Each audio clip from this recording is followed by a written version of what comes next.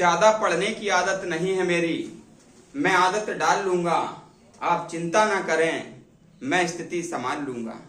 आज के विद्यार्थी की ये लाइन अपने परिवार के लिए है, जो परिवार के लिए समर्पित होकर के पढ़ाई कर रहा है। नमस्कार, मैं धर्मेंद्र कुमार, प्रगति क्लासेस के YouTube चैनल में आप सभी का बहुत बहुत स्वागत। बात करेंगे भारतीय संविधान और राज्य व्यवस्था सीरीज क्रमांक 4 और इसमें हमने लिया है ब्रिटिश चार्टर एक्ट 1813। यूनिट के माध्यम से इसको देखेंगे तो देख लेते हैं कि इस चार्टर एक्ट में ब्रिटिश शासन ने क्या प्रावधान किया था। देखो, इसके पहले हम 1793 का एक्ट पढ़े थे और उसमें मैंने एक ट्रिक बताई थी कि 1793 को जोड़ेंगे तो 20 आएगा, यानी कि ईस्ट इंडिया कंपनी का जो शासन है व्यापार का भारत के साथ, तो वह 20 वर्षों के लिए बढ़ा दिया था। ठीक है।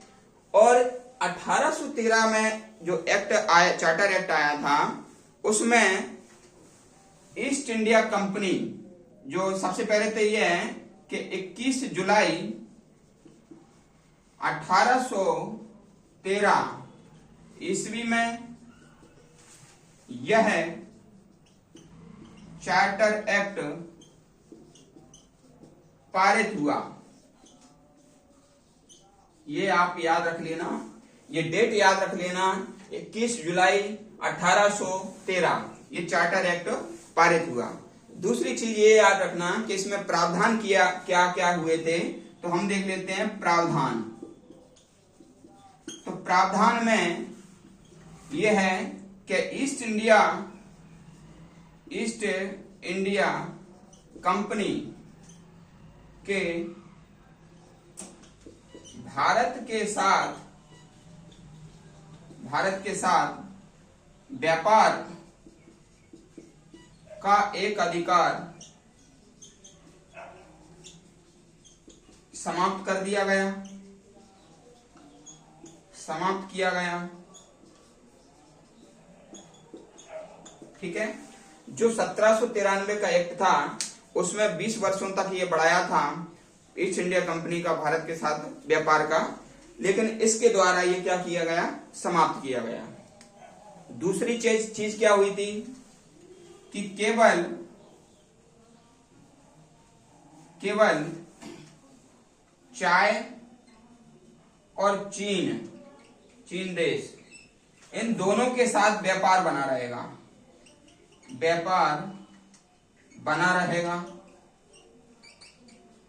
ठीक है ना।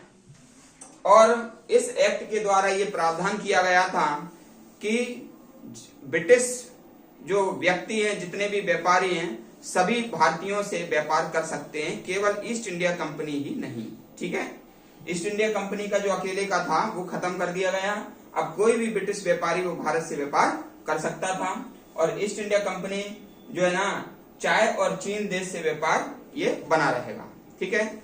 एक प्रावधान और किया गया था, वह है कि जो ईस्ट इंडिया कंपनी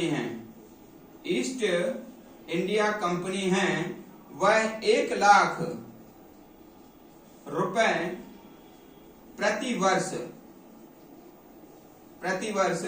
भारत की शिक्षा के लिए देगी। एक ये प्रावधान किया गया था। और ईसाई मिशनरियों का भारत में जो है धर्म प्रचार को अनुमति दी गई। ठीक है। ये भी आप याद रख लेना। ईसाई